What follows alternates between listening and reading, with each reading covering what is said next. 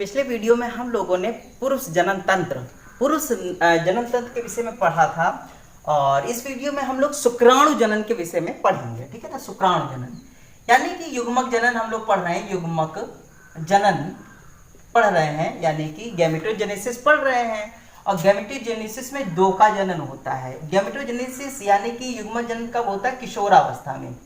किशोरावस्था में यानी कि लगभग 13 से 14 साल में युग्मक जनन होने लगता है।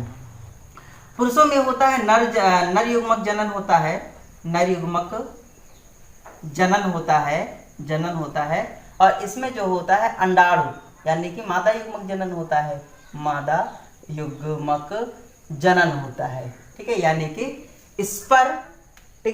स्पर्मेटोगेनेसिस होता है, oogenesis होता है। ठीक है ना, तो इस विषय में हम लोग पढ़ रहे थे। इसका जो है क्या कहते हैं, शुक्राणु का इसमें निर्माण पढ़ेंगे। ठीक है, शुक्राणुओं का निर्माण पढ़ेंगे और इसमें अंडाणुओं का निर्माण कहते हैं या अंड कोशिका का निर्माण पढ़ेंगे। ठीक है ना, तो शुक्राणुओं का निर्माण, ठीक है, स्पर्मगेनेसिस ये पढ़ेंगे। तो स्पर्मगेनेसिस में हम लोग कहाँ पढ़ रहे थे?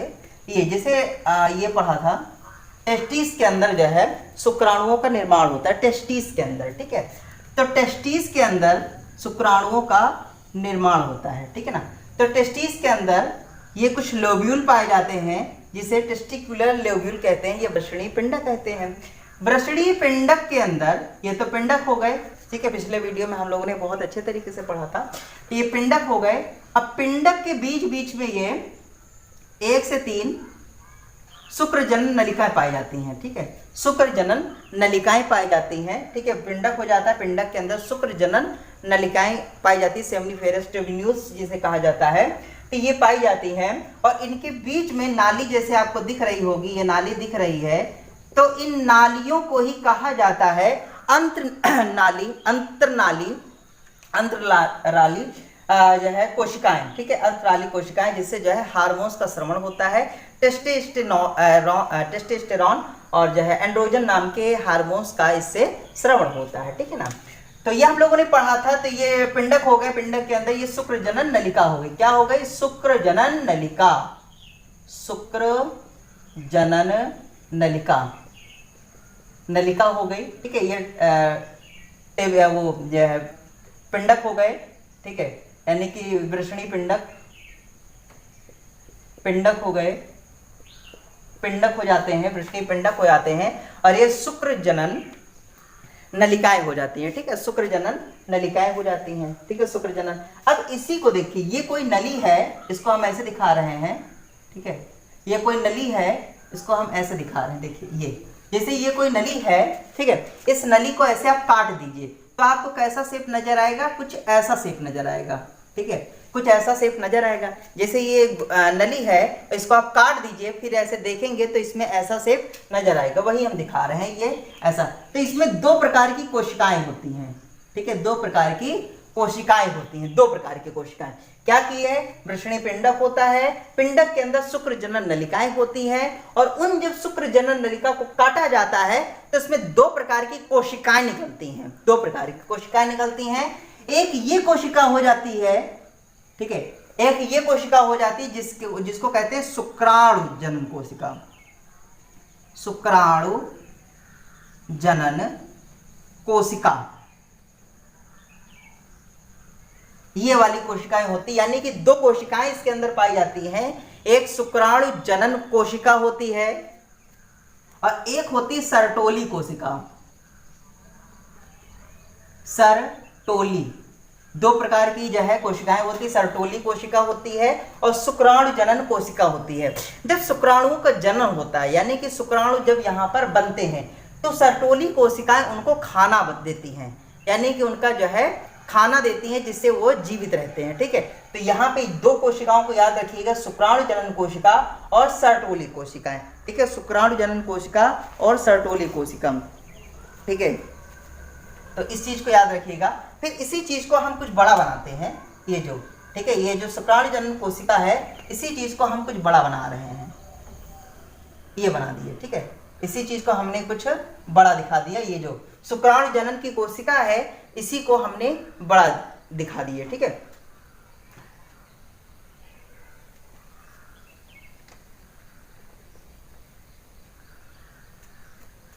इसको कहते हैं, जो शुक्राणु जनन कोशिका होती है इसको कहते हैं स्पर्म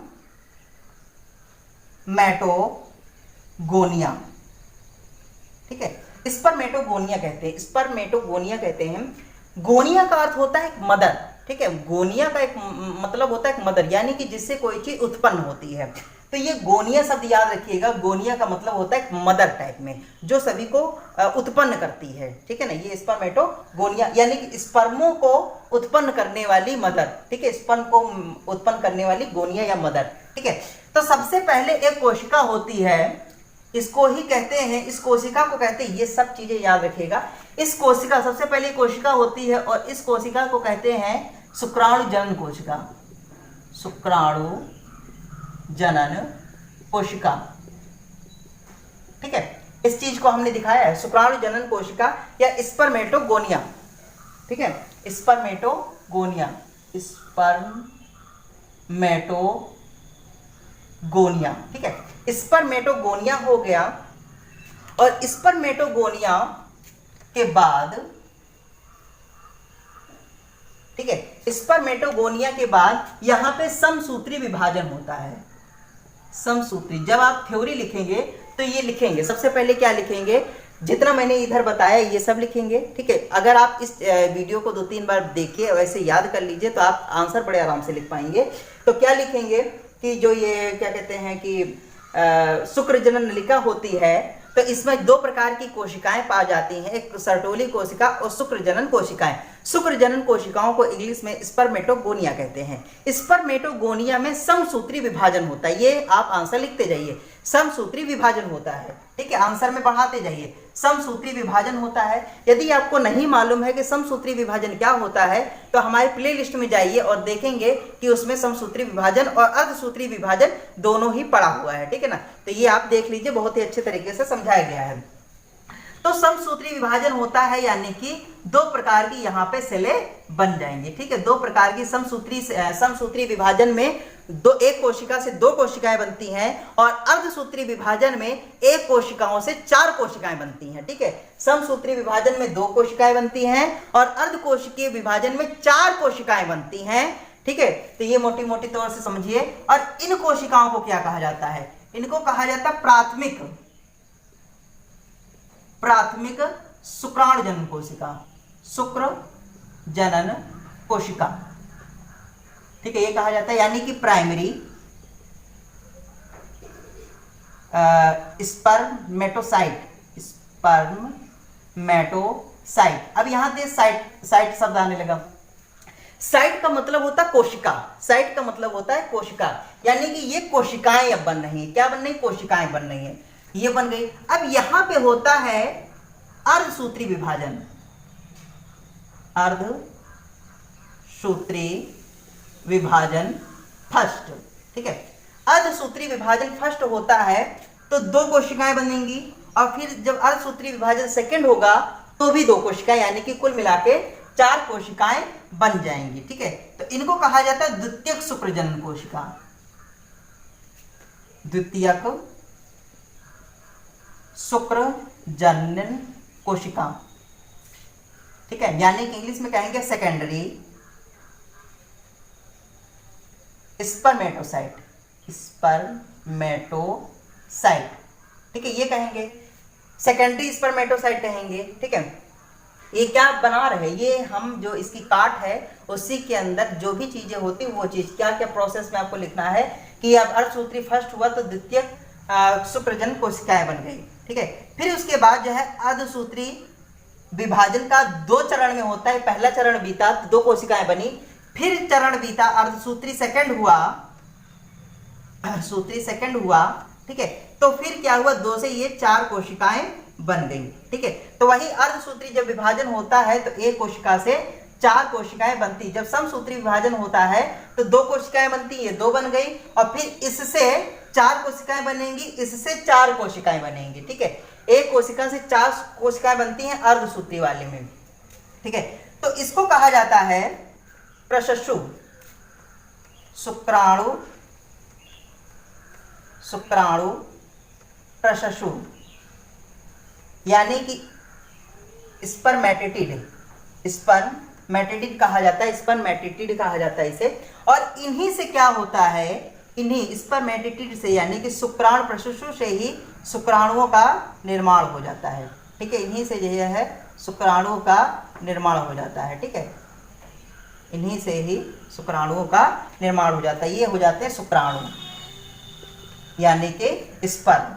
तो इस तरीके से स्पर्म का निर्माण होता है। अब आंसर कैसे लिखेंगे, जो भी मैंने बताया उसका जो है जवाब बिल्कुल इसी में है। लिखेंगे कि ये पूरा लिखेंगे, शुक्राणु जनन नलिकाएं होती हैं, शुक्राणु जनन नलिका से ही शुक्राणु जनन नलिका में 2 प्रकार की कोशिकाएं पाई जाती हैं, एक सर्टोली कोशिका, एक शुक्र जनन कोशिका। शुक्र जनन कोशिका को ही स्पर्मेटोगोनिया कहते हैं, जो कि सभी कोशिकाओं को उत्पन्न करती है। स्पर्मेटोगोनिया जो है समसूत्री विभाजन होता है और 2 कोशिकाएं बनती हैं, जिनको प्राथमिक शुक्र जनन कोशिका या प्राइमरी स्पर्मेटोसाइट कहते हैं।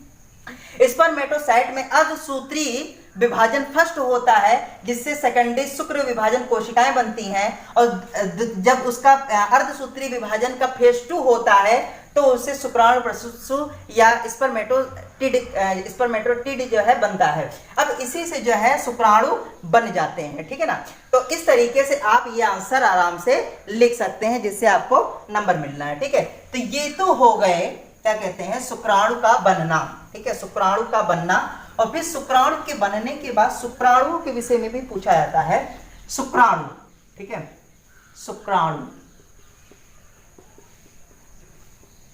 स्पर्म, स्पर्म क्या होते हैं?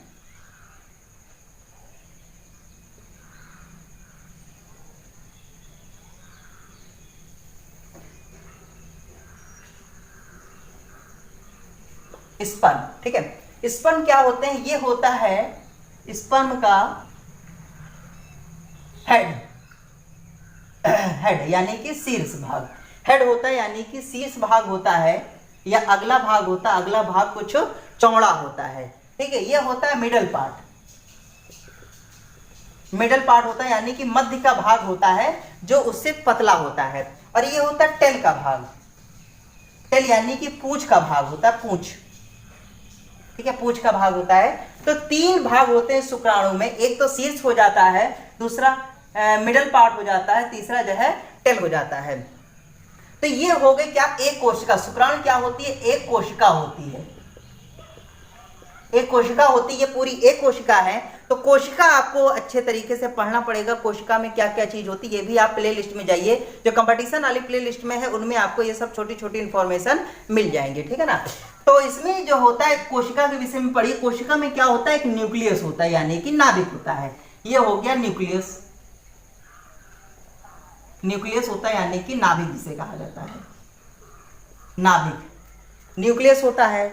न्यूक्लियस के अंदर क्या होता है? न्यूक्लियोप्लाज्म होता है। न्यूक्लियोप्लाज्म के अंदर क्या होता है? धागे नुमा संरचना होती है। इन धागे नुमा संरचना को हिंदी में गुणसूत्र और इंग्लिश में क्रोमोसोम्स कहा जाता है। उसी के अंदर क्या होता है? डीएनए होता है। उन धागों के अंदर, जब धागे होते हैं उन धागों के अंदर डीएनए होता है। उन डीएनए के अंदर भी जीन होता है, उसी जीन से ही पूरी कहानी बनती है। तो ये सब चीजें आपको अगर बायो पढ़ना चाहते हैं, आगे बहुत आगे बढ़ना चाहते हैं बायो में, तो एक से छोटी चीज आपको आनी जरूर चाहिए। तो ये न्यूक्लियस होता है, इसी के अंदर सब कुछ होता है। अब उसके बाद ये मिडल पार्ट होता है, इसी में मिडल पार्ट में ही होता है माइक्रोकांड्रिया, ठीक है, माइक्रोकांड्रिया होता है, माइक्रोकांड्रिया होता है, ठीक है। क्या होता है? माइक्रोकांड्रिया होता है। यहाँ पर एम से मिडिल पार्ट, एम से माइक्रोकॉन्ड्रिया, माइक्रोकॉन्ड्रिया, ठीक है, यानी कि जो है ये क्या काम करता है? माइक्रोकॉन्ड्रिया, ये माइक्रोकॉन्ड्रिया जो होता है, माइक्रोकॉन्ड्रिया, ठीक है, माइक्रोकॉन्ड्रिया जो होता है ये ऊर्जा प्रदान करता है, ऊर्जा प्रदान करता है, ठीक है, बिना ऊर्जा के तो कुछ होता ही नहीं है। ये तो अगला पार्ट हो गया, ये जनन में काम आता है। ठीक है, इसका जो हेड बना होता है ये होता है एक्रोसोम का। एक्रोसोम का काम होता है, एक्रोसोम होता है, इसकी जो ऊपरी लेयर होती है ये एक्रोसोम की होती है, जो कि अंडे में, ठीक है, जो कि अंडे में अंडाणु वाली कोशिका होती है, उसको जो है चीर के भेद के अंदर घुसने में ये एक्रोसोम काम आता है। ये तो हम लोग आगे निषेचन वाली क्रिया में पढ़ेंगे। ठीक है, एक्रोसोम काम आता है जब ये शुक्राणु अंडे के अंदर भेद के घुसता है, उस समय ये काम आता है। ठीक है, अंडे के अंदर ये होता है, ऊर्जा प्रदान करता है, यानी कि इसको तैरने में जो है ऊर्जा प्रदान करता है। कौन? माइटोकॉन्ड्रिया, यानी कि ऊर्जा, जिसे ही powerhouse of the cell कहा जाता है। ये एक सेल हो गई, ये कोशिका हो गई, और इसी में ये माइटोकॉन्ड्रिया होता है, यानी कि ये उसको ऊर्जा प्रदान करता है। ये टेल पार्ट हो गया, जो कि एक पूंछ होता है, पूंछ से ही ये तैरता है, यानी कि लिक्विड में तैरने का काम करता है। तैरने का काम ये पूंछ से करता है। ठीक है, यानी कि तैरने का काम इससे करता है, पूंछ से ये करता है। ठीक है, तो ये हो गया इसका पार्ट, और ये हो गए सारे कार्य। हेड में क्या होता है? नाभिक होता है, जो कि जो है